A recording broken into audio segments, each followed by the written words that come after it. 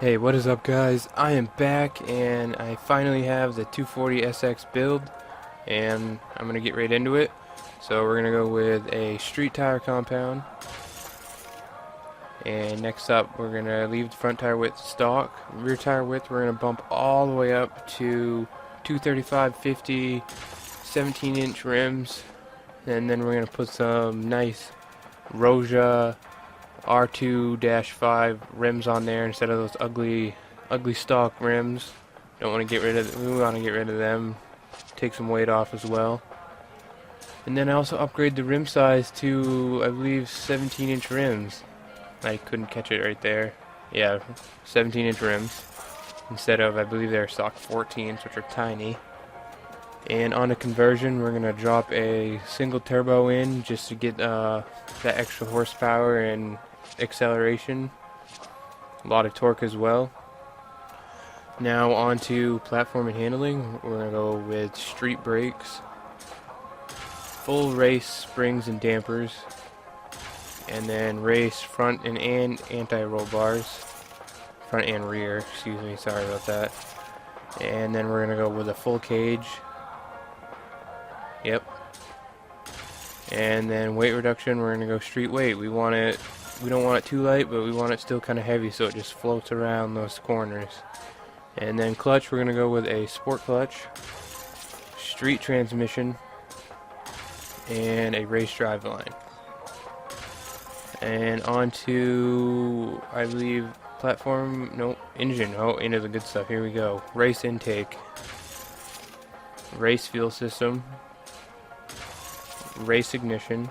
I believe I put race everything in this. I'm not exactly sure though. Race exhaust, race cams, race valves. Gotta have those race valves. Displacement is all the way up to race 2 as well, along with pistons and compression. Single turbo, boost that all the way up to race turbo.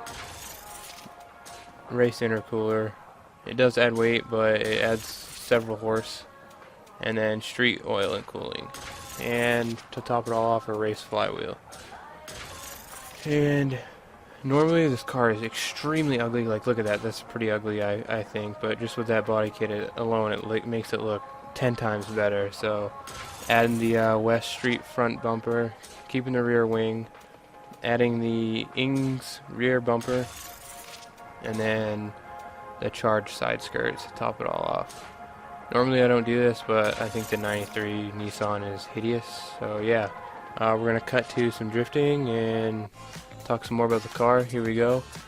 It's a good looking car overall. I mean, it's a pretty plain Jane design, but it's kind of made to look like a sleeper car. And as you can see, this car is amazing.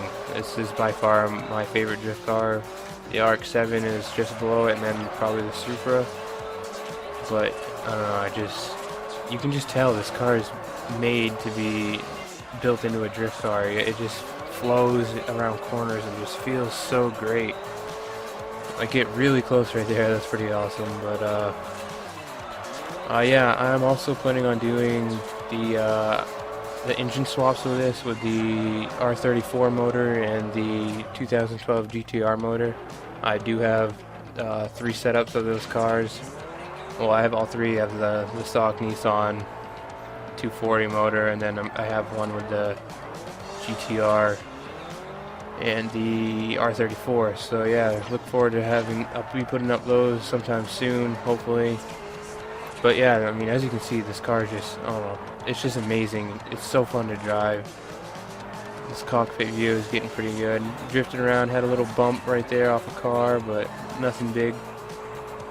But yeah, if you want to drift here, this is up in Eagle Ridge. It's I believe it's down in the right corner of the map.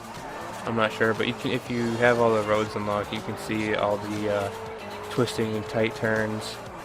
And right here, this car completely blew a nice drift streak, which kind of bummed me out, but I kind of deserved it because I wasn't in private match.